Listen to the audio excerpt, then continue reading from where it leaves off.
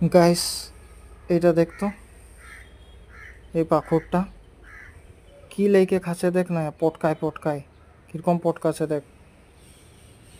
বস্তুটা পুরা চিরপিট আছে, কি লাগে বারো ওটা। এই পাথরটা কি পাথর লাগে, কিংফিশার রকম তো লাগছে পাথরটা।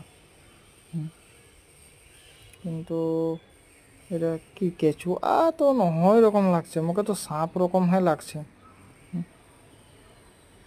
কি কি খাচ্ছে বারো, হ্যাঁ কিরকম দেখ না, গাছটায় বসে ওকে ঠোঁটটায় ধরকে তো পটকায় পটকায় মারছে। আরো খাবে মানে ওটা মরাই লিছে। মোর সম্ভবে সাপের তাপের পোয়ালিই লাগে নাকি। হুম, সাপ তাপ লাগে নাকি। হুম, কেনে পুরা ছিরপিট আছে তো পটকাই পটকাই খাচ্ছে। কুচিয়া তো নহয়, চিল্লি আহে আৰু দীঘল আহে ন, কুচিয়া নহয়। মোৰ সম্ভৱে পুরা লাগছে যে সাপ তাপেই লাগে, কোনো চিটচিটিয়া টিটচিটিয়া ওরকম কিবা কিবি ছোট ছোটা সাপ গিলা থাকে যে কমে। কিন্তু প্রথম দেখছি এই পাখরটাকে এরকম বস্তু খাতে। পুরা 10x জুম হয়ে যাইছে না, অলপ ভিডিওটা ফাটে যাইছে, ওখানে মানে বম নাই পড়ছে ওটা বস্তুটা কি ধরে। খালি লাগে কোনো এরকম সাপ তাপেই লাগে।